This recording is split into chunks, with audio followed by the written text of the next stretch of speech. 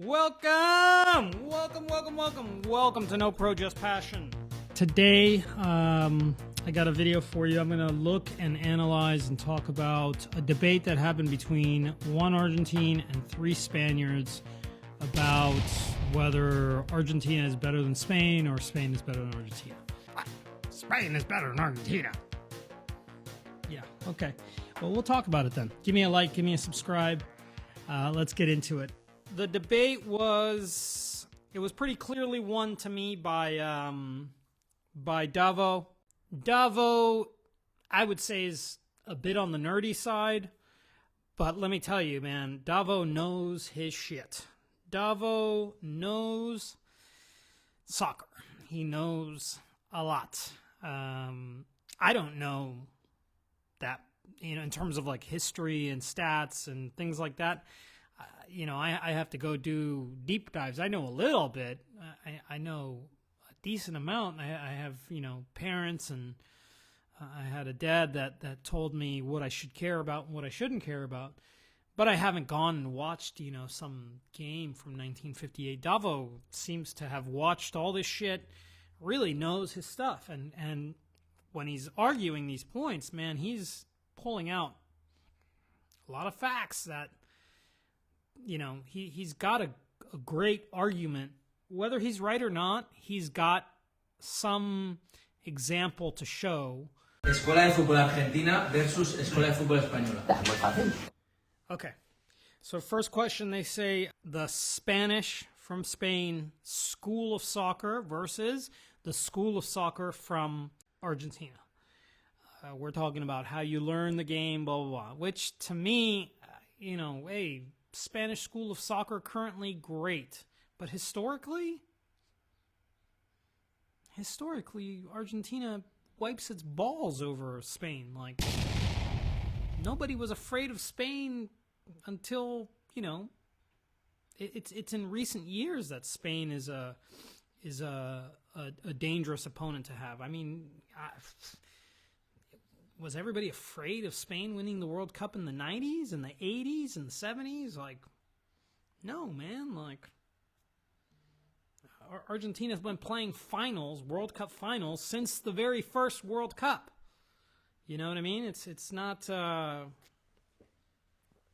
many finals has Spain played? One?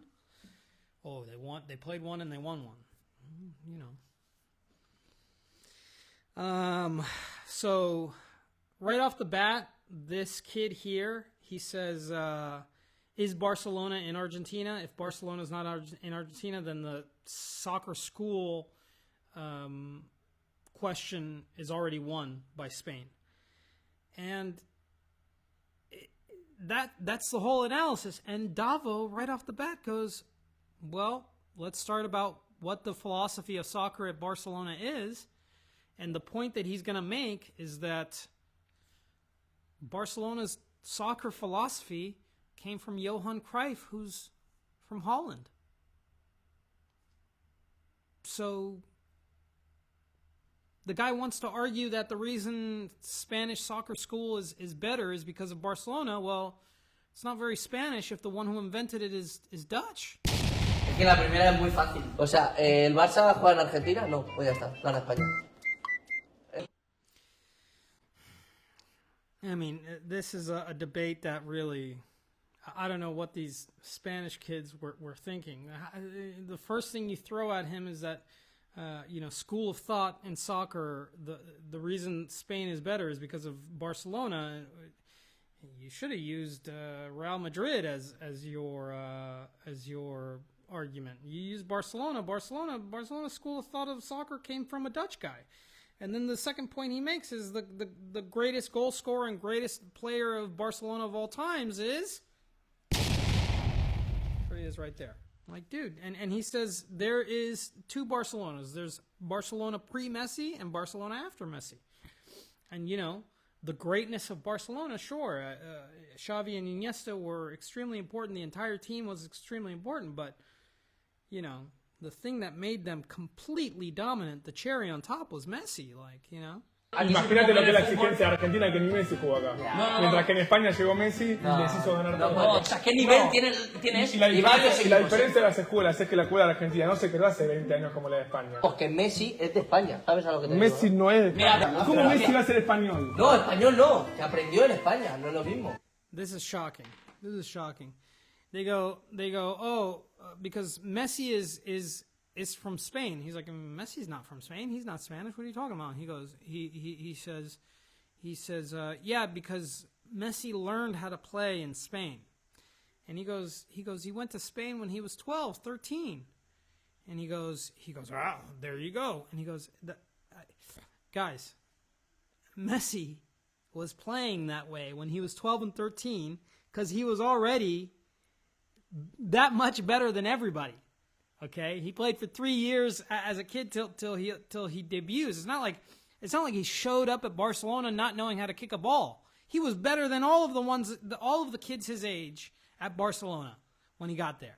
He continued to be good. He didn't learn how to play in Barcelona.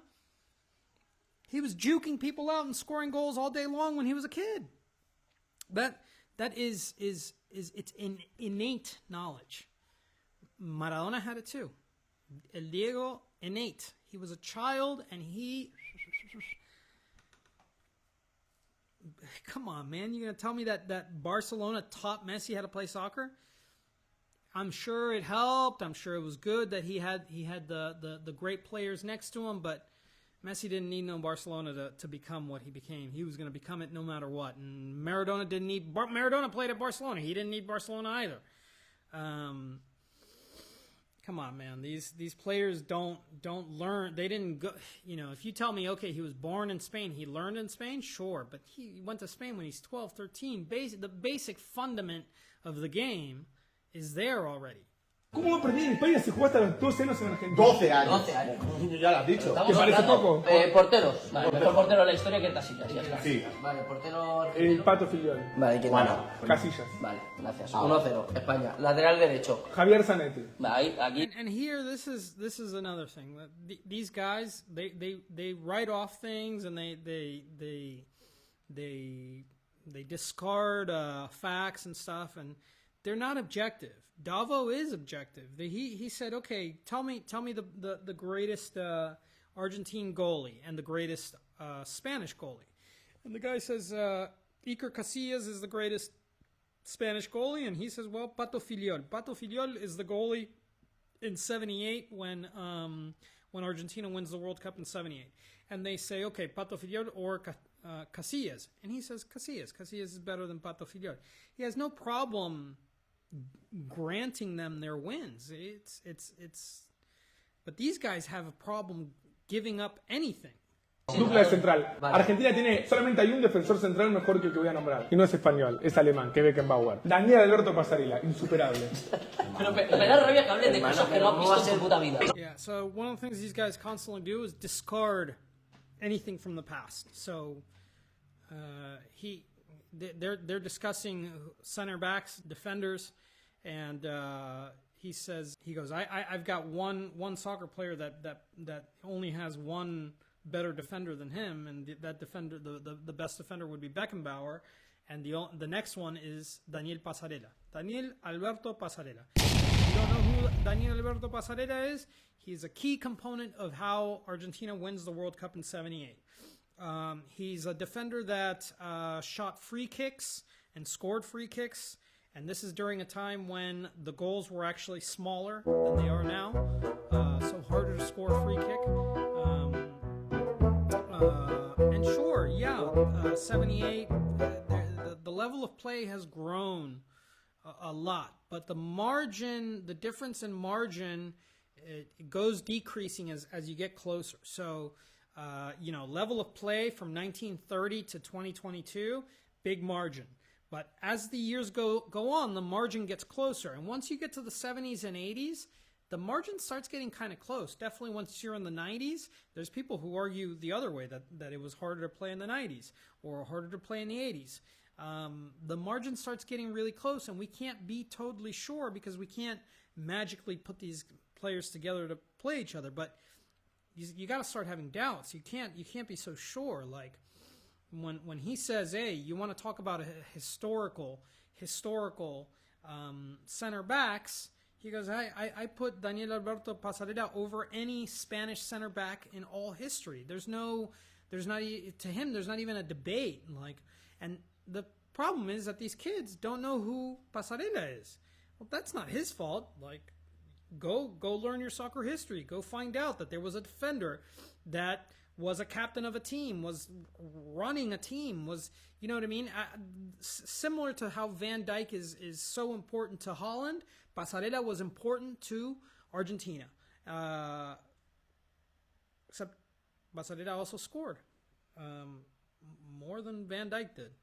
Les voy a confesar algo. Si en todo el siglo XX mi selección hubiese ganado un título, también subestimaría el fútbol de antes. Así que no lo juzgo. Pero en mi caso, que mi selección no se creó en 2008, el fútbol de antes era diferente. Y lo que hicieron mucho en ese fútbol, hay que valorarlo como lo que hicieron ahora. Que el Mundial es un torneo de 10 partidos, o menos. Que ganaste una vez. That's a thing that bugs me so much. When somebody's talking about whether a good player was good or not, and then you say, hey, the reason he's good is because he won a World Cup.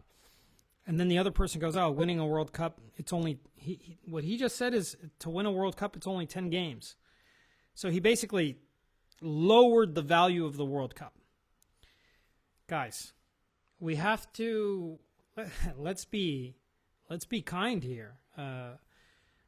I accept that the greatest trophy in this game is the World Cup. That's the number one trophy. Champions League is beautiful. Sure. Intercontinental.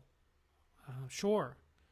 But the number one trophy that you want as a player, the dream, the greatest dream you can ever have, is lifting the World Cup. If you don't agree with that and you're going to lower the value like Cristiano did the other day, he lowered the value of the World Cup, then we can't come to... There's got to be things that we agree upon. You know? The number one trophy you want to win in this game is the World Cup. That's number one. Pero sí. Por empezar, Pasarela tiene más mundiales que España en toda su historia. Es el primer dato que quiero dar para que se entienda un poco quién es Daniel Alberto Pasarela. To start off, Pasarela has more World Cups than Spain, because Pasarela won 2 World Cups. So he's saying him by himself has more World Cups than all of Spain. Fue uno de los máximos goleadores de la Serie A en 3 temporadas. Uno de los defensores más goleadores. No, es el tercer defensor más goleador de la historia. compañero? Yo creo que podría ser Oscar Ruggeri de acompañante de Pasarela. ¿Quién? Oscar.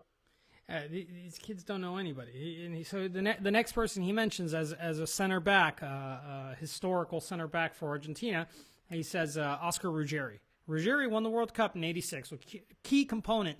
Got to the World Cup final in 1990. Okay, back-to-back World Cup finals. Spain didn't do back-to-back World Cup finals. They won their World Cup in 2010. Well-deserved. Good for Spain. But they didn't do World Cup finals back-to-back. Argentina did. 86 and 90. Back-to-back World Cup finals. And who was the center back then? Big key component, Oscar Ruggeri, who played for Real Madrid. If you don't know him, look him up. He was important. But he played at Real Madrid, and these guys don't know who he is. They go, who? Who's Ruggeri? Dude, if you don't know what the other teams have, it's not my fault, man. Ruggeri jugó en el Real Madrid. No sé quién es ese. Paquetazo. Campeón del mundo también. Pasarela no es mejor que Piqué. Muchísimo mejor que Piqué. No. Yeah, and this is one where I'm sorry, they're so sure they don't know. You don't know. Go look at Pasarelas and then decide, because they go hands down, no doubt, Piqué is better than Pasarela. How do you know for so sure if you don't even know who Pasarela was? En medio del campo creo que aquí ganamos todos nosotros. Sí. No tenéis fútbol en el medio del campo. Redondo. Sí, vale. Bueno, sí. Vale. Sería suplente de Xavi. Sería suplente de la selección española. De todos. Sí. Igual es verdad, Xavi, Iniesta, mi respeto. They bring up Xavi, Iniesta, Busquets as the greatest midfield trio of all time. Sure, I'll give you that, no problem. But the guy says, yeah, okay. Well, who does Argentina have? Well, Argentina has Fernando Redondo, who's one of the greatest number 5s of all time.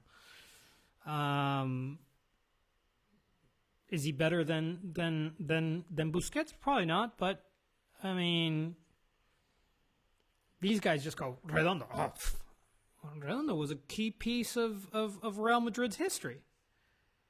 Son los tres españoles y los tres delanteros son los tres argentinos. No. Ahí no hay mucho que debatir. Messi, Maradona y Stefano. Se termina ahí el debate. And that's what he says. He goes, look, you guys have the three greatest midfielders. Spain has the three greatest midfielders, and Argentina has the three greatest forwards. He goes, Messi, Maradona, Di Stefano. Done. And, these guys, okay, they're going to throw down Di Stefano, but I don't know who were really... I'd put Messi, Maradona, Batistuta. I'd put Messi, Maradona in any great number 9 that Argentina's ever had. Like, they're going to say David Villa. David Villa's good, but I don't know. I'll take Batigol over David Villa any day. No, Di Stefano que no lo meto. Yo qué sé, a ver. Di Stefano no. Habrá sido muy bueno en su época Di Stefano, pero es que no vale. Pones a Di Stefano a jugar como ha jugado él en su historia en un equipo ahora mismo así. David Villa ganó el Mundial haciendo 4 goles. Julián también. Yeah. David Villa won a World Cup scoring 4 goals. You know who else scored four goals and won a World Cup? Julián Álvarez. Maradona que de extremo izquierdo. Donde quiera ser mejor que cualquier español. Pónganlo donde quieran ustedes. Bueno, sí, arriba. So he said, oh, Maradona playing where as a left wing, a right wing. He and Davo goes, you put him in whatever position you want. He's better than any Spanish player you've ever seen in your life. En general, yo creo que la mejor España y la mejor Argentina, España gana. ¿Crees realmente que la mejor Argentina contra la mejor España gana Argentina? Ni de coña. Puede ser. Yeah, let's look at the difference in attitudes. They said, do you think the best Argentina can beat the best Spain? And he said, maybe. And they go, maybe. Oh, maybe. Never. He didn't say yes, 100% sure. He said maybe, which is what I agree with. Put Maradona, Messi, whatever best version of Argentina you want against that Spain, that 2010 Spain, which is the one they have to go with. I mean, who else are they going to put? Can an Argentina beat the 2010 Spain? Yeah, maybe. I mean, I can't be sure that it's one way or another. I think it's close, but I don't think it's like, oh yeah, definitely Spain wins or definitely Argentina. I wouldn't say definitely Argentina wins. I think it's close. Can they win? Yeah, they can win.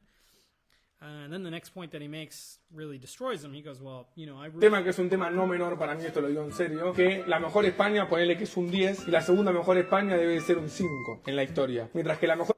Yeah. He says, the best Spanish team, the best Spain is 10 out of 10, right? And let's say the best Argentine team is 9.5, 9.5. He goes, but the next best Spain is 5. While Argentina has a 9.5, a 9, an 8, has many good national teams. Whereas Spain has one good national team. That I can agree with. Argentina capaz, es un 9.50, es decir, no llega al prime de España, pero después tenés 4 más de 9 puntos. Jugó muy bien ese Mundial de Argentina. Sí, pero ¿qué nota le pones? No necesitó robarla a Paraguay para ganar. He said Argentina played their World Cup well. They didn't need to rob Paraguay to win a World Cup. So if you don't know, Spain played Paraguay in 2010, and I would argue that was the hardest game that Spain had to play. It wasn't against Holland. I mean, Holland was tough, but Paraguay scored a goal against Spain early on that they called offsides. That was not offsides. So if you don't know that Paraguay was close in fighting Spain in 2010, then go look it up, or I'll show you a clip now, whatever.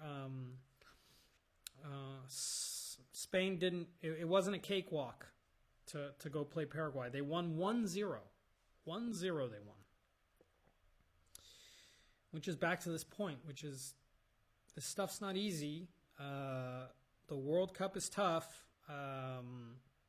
Don't write off these teams so easily, because these Latin American teams will screw you up. And Paraguay was inches away, and they got screwed. They got a goal taken away from them that might have turned the tide of the game. Maybe they still lose, who knows? But, you know. And you're going to say, oh, okay, well, you know, Argentina got all the penalty calls and all the things. Yeah, okay, sure. Por favor. Que no hay más fútbol en Europa que en América. En Brasil, en Argentina. Pero si Brasil ahora da pena. Y aún así la figura del Barça brasilera, la figura del Madrid brasilera. Sí, porque da pena. Y bueno, entonces el Barça da pena.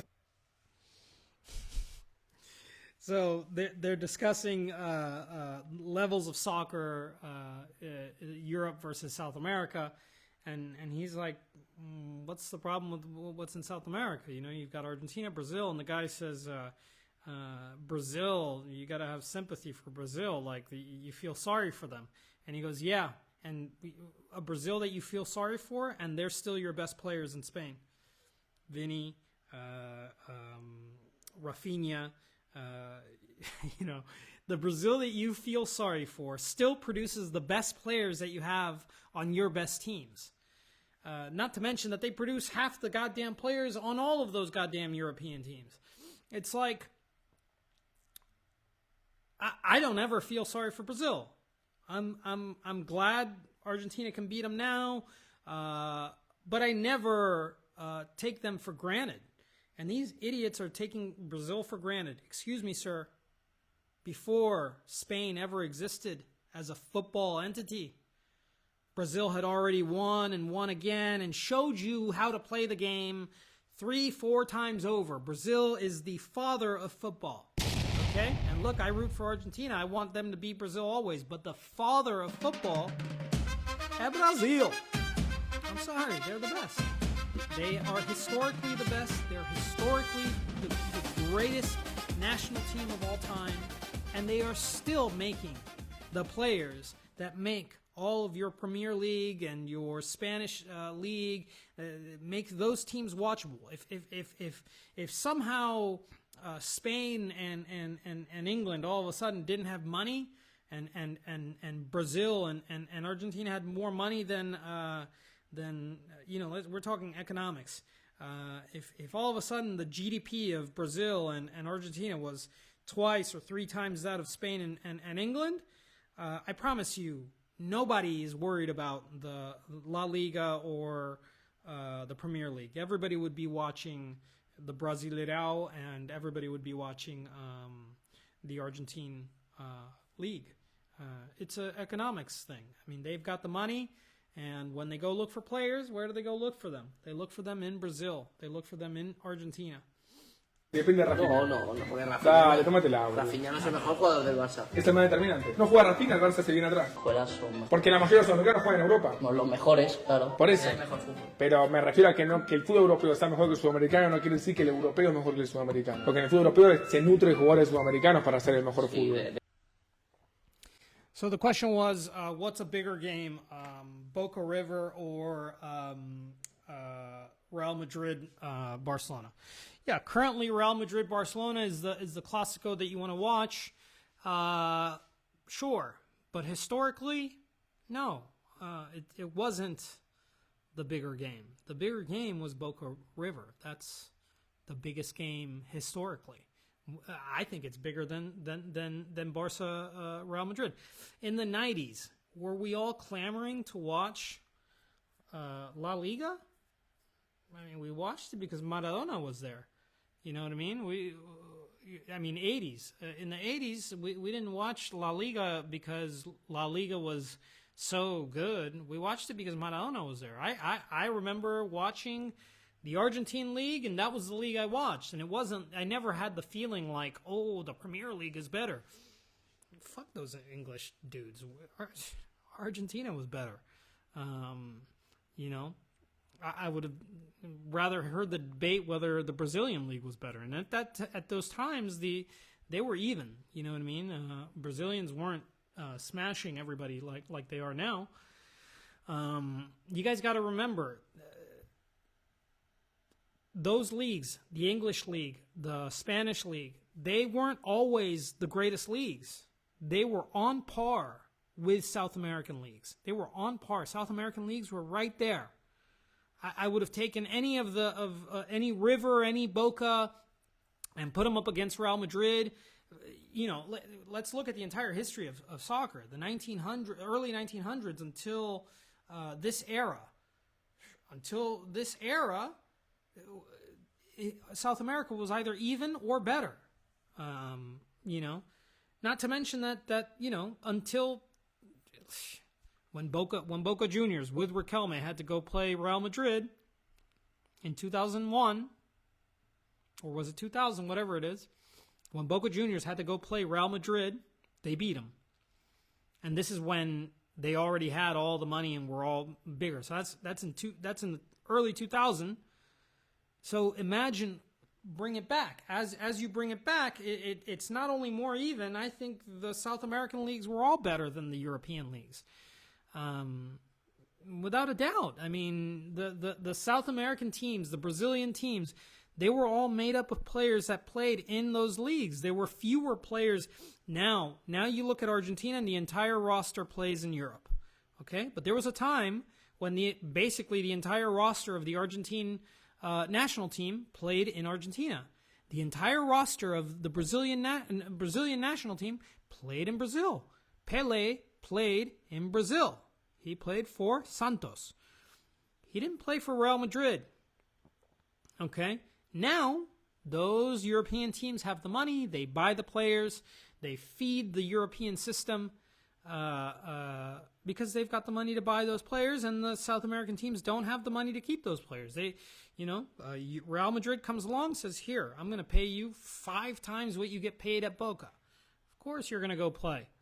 But the point he's making is, come on, man, respect where these players are coming from. They're coming from South America. They're not, the best players that you have on your European teams are all South Americans, and then historically, those leagues were not. The Premier League wasn't the best league in the world for 100 years.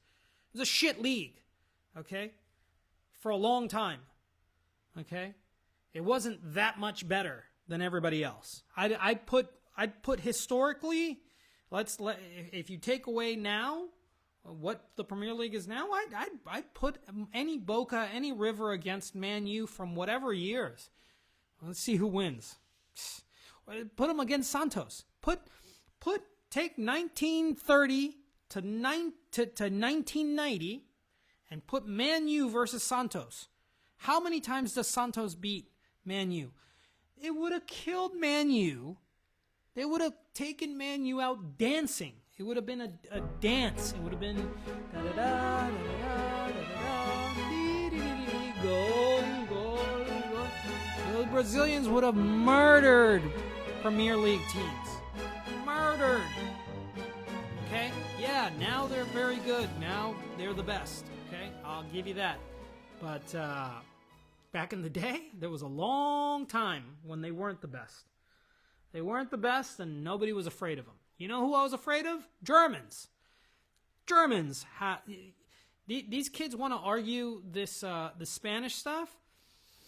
If they were Germans, I'd take my hat off. I go, yes, sir, Bayern Munich. I don't want to play, you know what I mean? Then you tell me, hey, Bayern Munich has been historically better than Boca or Santos or whoever you want to say. I'd say maybe you're right. Okay, but that Barcelona has been historically better than all. I don't think so. I don't think Barcelona has always been better than Boca Juniors. I don't know. Pick an era. 1975 Barcelona versus 1975 Boca Juniors, and let's see who wins. I'd bet my money on the Boca team. I don't know for sure, but now I know for sure. I can say, hey, if Barcelona plays Boca today, Barcelona will beat Boca, no doubt in my mind. But go from 1990 back, I'm not so sure how many Barcelona wins. ¿Se sobrevalora más a un futbolista por ser argentino o por ser español? Si McAllister fuera español, ¿tendría más o menos ganas? Muchísima más. No. Te aseguro que... Si Enzo Fernández jugara en el Real Madrid sería el mejor equipo del mundo. So these Spaniards feel like shitting on Alexis McAllister and Enzo Fernandez. And look, I'm not... I really like Alexis McAllister. I mean, just because his overall outlook and how humble he is and what he represents to the game, to me, he deserves it all. I love seeing that he wears the number 10 at Liverpool. I love seeing that he was seen and understood as what he's valuable for. Because he doesn't... You know what Alexis McAllister doesn't do? He doesn't create problems. He doesn't make problems. He solves a lot of problems. And they're having a debate on, you know, midfielders and whether Spanish midfielders and they're throwing, you know, the names of Spanish midfielders that play for Arsenal, Zubamendi and whomever. And look, this is one where I go, I don't know, it's close, man. They're all good players, like, but the Spaniards laugh at Alexis McAllister. They go, Alexis McAllister, ha ha. He wears the number 10 at Liverpool for a reason, man. Like, and look, Liverpool's not having a good season right now, but who's to say it doesn't turn around, you know? Enzo Fernandez is playing at Chelsea, and they're not having the greatest season either, but, you know, Chelsea's still a big team, guys. Let's not forget. Because basically they want to shit on him and be like, oh, he's nothing compared to Pedri. Pedri's very good, man. Pedri's very good. But I'm saying Enzo and Alexis McAllister are also very good. And if one is better, it's not a lot better.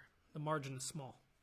Es que Enzo Fernández no es mejor que Zubimendi. No, es mejor que Zubimendi. Le rompe el orto a Zubimendi. No es mejor. This is going to be an interesting one because I don't know what's going to happen when Spain and Argentina play the Finalissima in March or whatever. I really don't know what's going to happen. I don't have a feeling like it's going to be one way or another. I think it could be anything can happen. But the guy right there, he just said that he, without a doubt, thinks that Spain is going to wipe the floor with Argentina. Man, for his sake, I hope you're right. Because if they don't, then you just said that, and I will be making a video with you saying that over and over and showing it back to you. I don't know what's going to happen. You ask me, I think it's a very challenging game, and it could go either way. But that's why I'm trying to give an objective point of view. Do I want Argentina to win? Yeah. Am I sure Argentina can win? Hell no. I don't know. It's a hard game, man. But I think there's reason it can go either way, man. Like, Lamine Yamal is just going to easily get past Cuti Romero and Lisandro Martinez? Maybe he does. But will those Spanish defenders be able to hold Lautaro? Will they be able to hold Julian Alvarez? That maybe is not on the surface, you know, so good compared to Lamine Yamal, but when it becomes a one-on-one, I don't know. It's a toss-up. I think it's a toss-up. I think it's hard to know who's better in these cases. It just really bugs me how sure these guys are. Yo quiero decir algo. Acaba de responder Eric, que es español, que los dos somos iguales de agrandados o de soberbios. No, Yo creo que... Bueno, ahí nos damos cuenta que entonces el español es más soberbio. Porque el argentino tiene mucho más fundamentos para ser soberbio que el español. Pero es que los mundiales que estás contando Argentina, tío, es que son de hace muchísimo. No cuentan. O sea, no lo puedes contar a cómo lo estás contando. ¿Cómo no? Es mejor 2022, ¿te parece hace muchísimo? 2022. Yo creo que los dos son agrandados, pero el argentino tiene mucho más argumentos para agrandarse porque la historia argentina es muy... So the point he's making is that they're trying to say who's the more arrogant soccer fan, the Argentines or the Spaniards, And he's saying, Davo is saying, sure, but if Argentina is more arrogant than they have reason to be, because they've got 3 times the number of World Cups, they have the two of the greatest players of all time, and of course, dude, like, why are we throwing Argentina down the chute when we have historic top players? We like, I just don't understand this, like, lack of objectivity. Like, Spain, yes, you're very good right now. You may win the World Cup. You might win the whole thing. Wouldn't surprise me. But it wouldn't surprise me if Colombia won the whole thing. It wouldn't surprise me if Morocco won the whole thing. You know, Morocco can go win the World Cup this year. Senegal can go win the World Cup this year. The margins are small. We can't be so sure. That's why these guys bug me. They're so sure about, Spain is so much better. They're going to just, they should give Spain the World Cup right now. They shouldn't have to play. They should just give it to them because they're so much better. Good luck if you got to face France, man. Good luck if you got to face Holland again. We'll see if you win it. I don't know. Hay argentinos Yo creo que buenos si Argentina- y me alegro por ellos, no por él, me alegro por ellos. Yo creo que si Argentina empataba a Marruecos, capaz queda eliminada. Menos mal que evitamos a Marruecos. Qué difícil Marruecos, menos mal. Just real quickly, what he just said was that if Argentina had to play Morocco in this last World Cup, maybe Argentina is out of this World Cup because that's how good Morocco is. If you're Moroccan and you're out there and you hear me, I've already paid my respects to Morocco multiple times on this channel. I'm in the same boat, man. Morocco could have killed Argentina. They could kill them this year. That's objectivity. Davo's being objective. He's saying, shit, man, if we had to play Morocco, we might have lost. That's a truthful thing to say. See if you can get these goobers from Spain to say something truthful like that. They think they won the World Cup already, and their best player is Moroccan. It's too bad Lamine didn't go for Morocco, man. Gracias a Dios que no nos puso a Marruecos en octavos. Escalonio de la Fuente, la pregunta. I want to touch on this one. I don't know the inside and out of De La Fuente, who's the coach for Spain, but Argentina, a team that produces the best players in the world, some of the best players in the world, year in, year out, couldn't win anything for 30-something years. And Scaloni showed up, and they can't stop winning now. Scaloni needs to be recognized. He's got something special. There's something special in his tactical mind that makes him be able to make this Argentina win. Because the number of coaches that have gone through Argentina who have failed is astronomical. And Scaloni, who was given no credit, he put together a team that won, and clearly he has an identity. He has a tactical mindset. He thought a lot. So I don't want to put down De La Fuente. De La Fuente may be a tactical genius. Who knows? But you can't discard Scaloni. I mean, remember that Argentina couldn't win anything. Okay? Having the best players, having Messi, World Cup after World Cup with Messi, and we can't win anything. Okay? It is a struggle. It's so many moving pieces to be a coach. To be a winning coach is a unbelievably difficult thing. So don't put Scaloni down. Scaloni deserves all the credit in the world, and we'll see what happens in this finalissima. Hopefully Argentina can win. I'm tired of it.